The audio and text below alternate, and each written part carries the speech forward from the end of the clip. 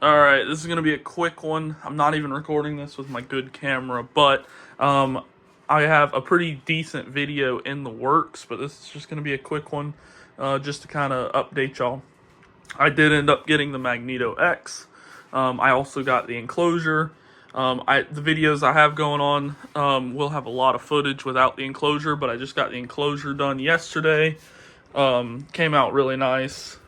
I still have to get lighting installed on the inside so that you can even see in the damn thing. And I also am waiting on the nozzle scrubbers to show up to add that, so that it has a nozzle cleaner. And then also the auxiliary cooler or whatever that goes on the side. I forgot what the jet stream or jet fan, something like that. I also have the panels for that because they give you extra panels for that, so I'll get that installed. The only other thing, I wasn't planning on using the acrylic up here that goes around the screen. I was planning on mounting the screen up higher. Now, what I noticed is the screen is still going to be at this angle, and it's just too damn tall, man. This printer's massive. I mean, that's an SV08 next to it. I know there's shit all over it. I've just been building an enclosure. But yeah, it's too tall. If it's angled like that, I mean, it's going to be facing up towards my fan. I'm not going to be able to see the damn screen. So I'm going to have to come up with something different. It would really be, I might be able to 3D print something and still use this original bracket, and that 3D print just kind of put it out a little more. I'll have to see. It's going to take a little bit of some CAD work, but I might try and do that. Other than that, initial impressions, since I haven't made a video on the Magneto X at all, really damn good. Better than I expected. It hasn't been trouble-free. I will go ahead and let y'all know. I've had one weird issue, and this could be something going into the future. I've had two issues, but one that's actually something to worry about. That's, not as easy to fix necessarily. This linear rail in the back here, it's this, there's a little black rail right here. This little black rail. If I wipe my thumb on it, you might be able to see. I mean, that's WD-40. So I've lubed it with WD-40. I'm waiting on the correct lube to lube it, and also some other stuff, high pressure grease to grease the bearings. There's pretty much these bearings right up in here that roll on that rail. There's two of them on this rail, one here and one over here. And there's little tiny holes that you got to use a needle to like inject grease into them to properly grease them. From the factory, they came with like no grease in them. I noticed that back rail was a little bit louder than it is now. I still don't think it's perfect, and I think that's just because it needs some grease. Because you'll hear, I mean, this movement is a lot quieter, and this one's not. I mean, even this one sounds like it might need some grease now that I'm hearing that little bit of chatter. That's what I'm noticing. It pretty much got to, like, I didn't hear it get worse, but mid-print, it stopped printing, and it was, like, really bad, crunchy. Like, I thought something was messed up. I pretty much put a report in with Peopoly on the Discord support channel, and they got back to me real quick. Told me to go ahead and temporarily spray some WD-40 in it, and that it probably had like flash rusted during shipping or something. Now, I do want to say, like Sovol, they were quick to be like, hey, go ahead and spray WD-40 on it. We'll send you an extra Y-axis rail, or Y-axis, not just the rail, just to make sure you're good. And I don't know yet if they're, still going to go with that or not. I haven't really pressed for it. But it was cool to see that they're quick to be willing to throw parts my way, which is better than nothing, right? Yeah, I think the Y-axis rail is like $200-300. So, the last thing you want to do is spend this much on a printer and then anytime soon have to buy something like that. So, but yeah, no, I put WD-40 on it. It did a lot better. This is fine.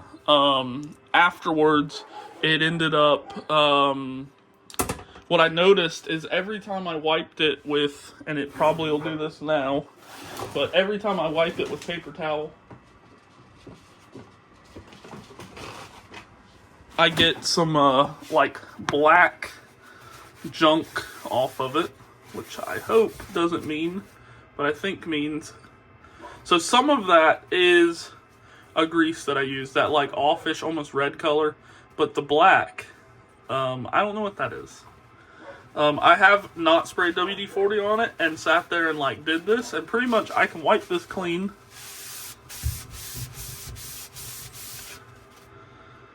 Okay, let's see, this time maybe it'll be clean. It's pretty much clean, and then if I take the rail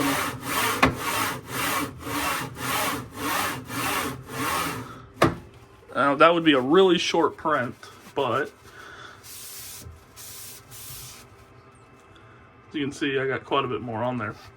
So it seems that it kind of just keeps coming back, which makes me a little worried that maybe there might be something actually wearing, maybe some misaligned stuff. And if that's the case, you know, that'll lead to them sending me a new Y-axis rail, because if I have to take this thing apart, I'm putting a new one in. I'm not trying to diagnose what's misaligned, and yeah, it's too much. They don't believe that's the case. They just think that there's junk coming out of it. So pretty much what I've done, I sprayed WD-40 up in this corner on both, or up in this corner on both, and then I've wiped the rail down. Obviously after wiping the rail just now, I'd probably want to spray a little more WD-40. WD-40 is not a permanent fix. It's a temporary fix while I wait on the grease to show up. But yeah, the only other issue it's had, now keep in mind, I have over 100 hours printing on it so far. I have been printing like crazy. I don't think I have a computer ready to go to show you, but yeah, I have over 100 hours of printing on this printer. And that's the only issue I've had. It hasn't really been that big of a deal. It has been very consistent as far as prints go. It's pretty much succeeded almost every print. The only prints I've had issues with, and this is another issue, but this is very easily fixable on my end or their end. Preferably their end at some point, but my end, like for, you know, future buyers, but my end now. And that is, when it prints, it homes, and then but right before it starts homing, it heats the nozzle up, and it will start to ooze filament. I have struggled to get it to stop. If y'all have any tips, let me know down in the comment section. But pretty much it'll ooze, and then it'll come down, which can mess up your home, because obviously there's filament on the nozzle, and it's trying to home with the nozzle. But then on top of that, after it gets done homing, the next thing it does is it moves over wherever the print is. It moves off to the side, does a purge line. It does a really short, really thick purge line also. And what'll happen is it moves like 1,000,000 miles an hour from that home to that spot. And so what it'll do is it'll leave that piece of plastic after homing right on where it homed. And so as soon as it starts printing, eventually it'll make it to that piece of plastic, and I've had it mess up some prints a few times. And it sucks. Something simple like that's what's messing up prints. Other than that, I've had no issues with bed adhesion. I've had no issues with Z-offset. I did a Z-offset calibration and then micro adjusted it a few clicks and saved it, and it's been good ever since. I've printed now PLA Hyper, and Pet G. I think that's all I've printed so far. And it printed really good on all. Pet G, it actually printed really nice as far as the fans weren't running very much, which was awesome. It was super quiet. That was even before the enclosure. I haven't printed Pet G with the enclosure, but I'm sure it would probably be one of the quieter printers I've owned, besides this fan that runs 24/7 that I will address later. But yeah, it was super quiet. That was awesome. And this enclosure has helped with sound a lot. I think I'm more happy about it helping with sound than I am anything else. The only other thing I'd like to address, I don't know if they mean to send only 2 magnets, but they have 2 spots on the doors and 2 holes down here for you to have 4 magnets, and they only sent me 2. So I don't know if that's on purpose or if that was a mistake on their end. But, you know, I'm going to order some magnets. I'm surprised I didn't have them, but they are 5mm by 2mm in depth. pretty standard. And I just put a little drop of glue in the hole and pop the magnet in. So yeah, I mean, one magnet's fine. It's not rattling or nothing, but as you can see, I mean, it'd be nice if I had to. But this printer actually prints really stable. I think it's due to the weight of the printer. For me personally, it doesn't shake the stuff I have too much. Now, I'm on a pretty solid table. This is a 250-pound stainless elevator panel. So this is a pretty solid table. But yeah, it really doesn't shake everything too much. And I love the feet. The feet are massive. Plenty of breathing room for electronics, so that's awesome. So Vol, you should probably take some tips on that, because that's a cheap thing to not fuck up. Other than that, quality, everything print-wise has been really good. I have a few prints I can show y'all. Here's a PET G print. This came out really nice, as you can see. The only thing it did do on the PET G, which also I did not dry this PET G. This PET G's been out and exposed for probably going on a year. Right here at the seam, as you can see, it's got some boogers, and I think it also did it in one of the corners. Yeah, right there. It had these little, like, I knocked some of them off, but yeah, it had these little boogers. Come on, camera.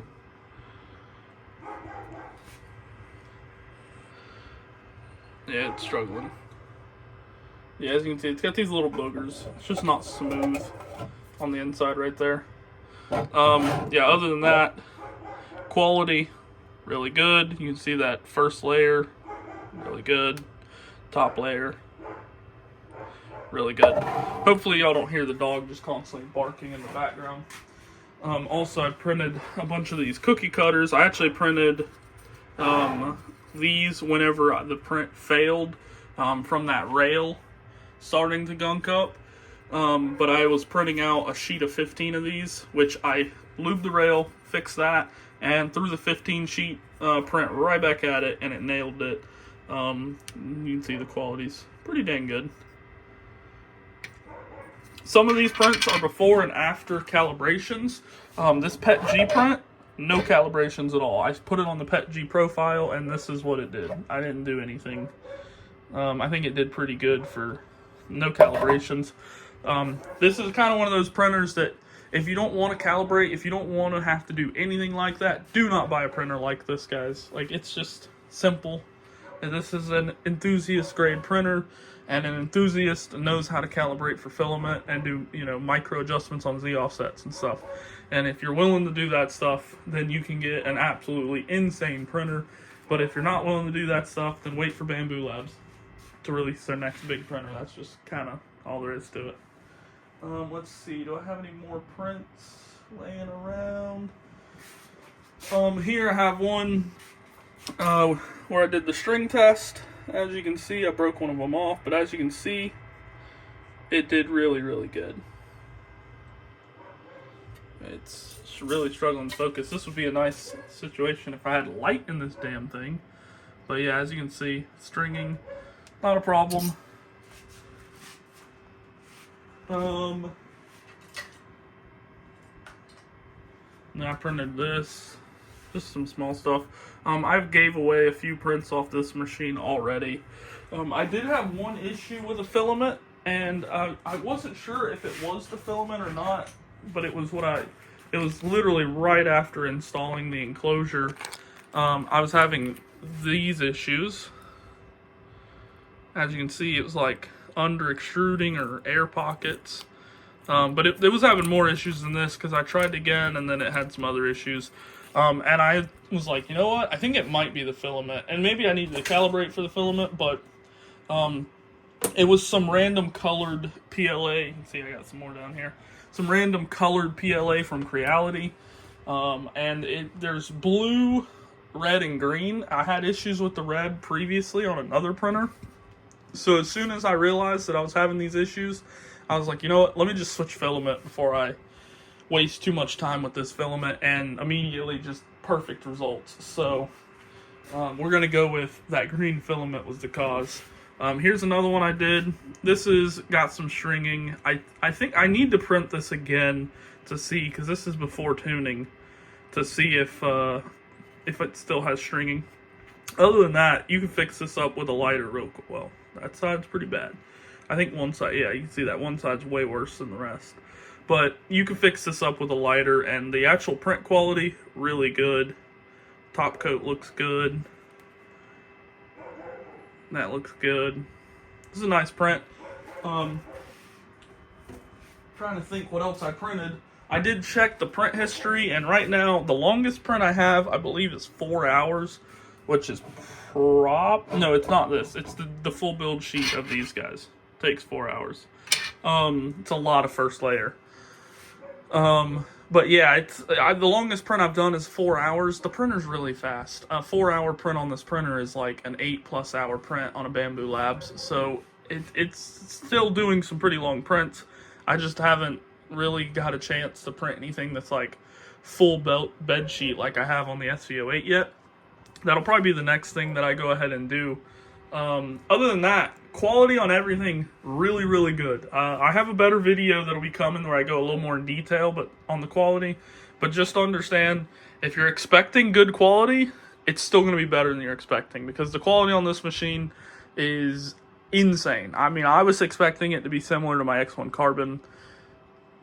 Obviously, you got acrylic panels. Big downside, I wish it had tempered glass. If they had a more expensive enclosure kit for it with tempered glass, I'd be on it.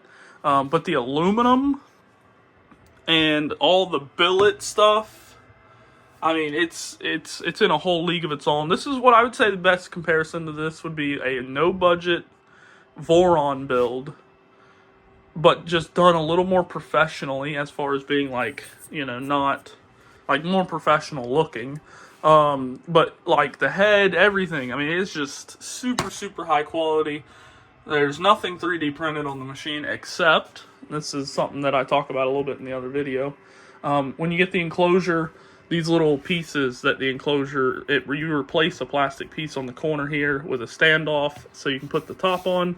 Yep, those are 3D printed. The print quality was amazing, so that was good to see. And I don't see any issues anytime soon. It's solid. But, yep, hope y'all enjoyed the video. The Magneto X is a beast. At this point, I would say I would recommend it if you're an enthusiast, if you're expecting an out-the-box perfect printing experience and you don't want to ever have to do anything to it, then I probably wouldn't get this printer. But otherwise, this thing is an absolute monster. It prints really well. It's fairly quiet. It's got a pretty crazy movement system. Quality's good. Speed's good. Nothing too much to complain about, and as you can see, I mean, it's a monster. This is a quality machine. This thing could fall off my table, and I trust that it'll probably be fine, because it's just, I mean, it weighs 3 times as much as my Sovol before the top hat, and it's just solid. So, yep. Hope y'all enjoyed the video. I will see y'all in the next one. The next one will be a little more thorough video. I go over a lot of stuff, but it's taken a little bit of time to edit it, and this is just going to be a one-cut upload. So, yeah, hope y'all enjoyed the video. I will see y'all in the next one.